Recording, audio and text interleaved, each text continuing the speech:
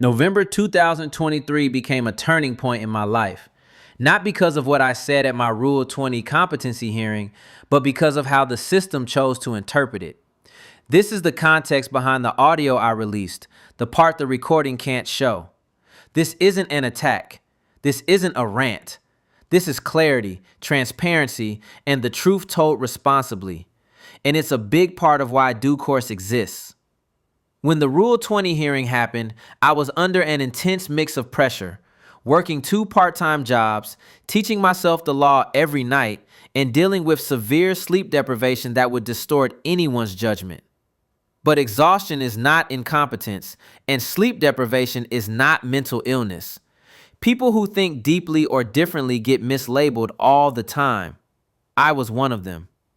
If you listen to the audio, you'll hear me being brutally honest about my struggles and my past.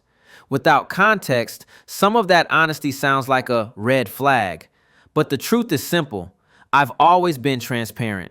I don't hide from reality. I say what most defendants are too afraid to say. That honesty got twisted into incompetence. But honesty is not instability. It's courage. Rule 20 is supposed to protect defendants, but it can also be used to silence them. Once you're declared incompetent, your voice shrinks, your choices disappear, and the system speaks for you. In my case, the ruling came after the hearing, while I was already incarcerated. I had 10 days to appeal. I called my attorney. Nothing happened. No follow-up. No chance to fight the label. And just like that, I was declared incompetent without meaningful recourse. That ruling didn't protect me. It muted me. People focused on surface-level details, the stress, the transparency, the self-taught legal studies, the lack of sleep, and jumped to conclusions that weren't true. I wasn't unwell. I wasn't disconnected. I was overwhelmed, exhausted, and trying to defend myself in a system that doesn't understand people who think outside the mold. The evaluation didn't capture my intelligence or my dedication, or the legal insights even attorneys didn't expect. The system misread me because it isn't designed to recognize non-traditional intelligence. I know posting the audio is unusual.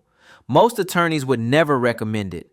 But the way I navigate the system has never been conventional, and that's why I've beaten cases, even pro se. I don't hide. I don't let other people narrate my story. I win because I think differently, not in spite of it. Sharing this isn't weakness, it's strength, it's control. And transparency is the one thing that shakes systems built on silence. When a defendant teaches themselves the law, people get uncomfortable. Assumptions get made. My self-education was treated like a symptom instead of a strength. That's not justice, that's gatekeeping. And this Rule 20 ruling didn't happen in isolation. It came right before the events that formed the basis of the civil rights issues I'm now preparing to address. When a system silences someone at the exact moment they need their voice most, that's not coincidence. That's structural failure. I'm not making legal conclusions here. I'm documenting lived experience. And these events matter. I'm speaking now so the context doesn't get lost.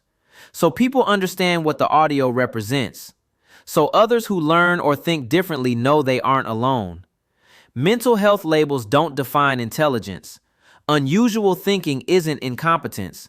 And defendants have the right to tell their own story, even when the system prefers they stay quiet. Due course wasn't created out of convenience. It was born from surviving a system not built for people like me. People who challenge assumptions, learn differently, and refuse to be written off. The Rule 20 experience didn't break me. It sharpened me. It made me more focused, more disciplined, and more determined to help others understand a legal system that often misreads the people inside it. This is Due Course, written by Jacob White in collaboration with artificial intelligence.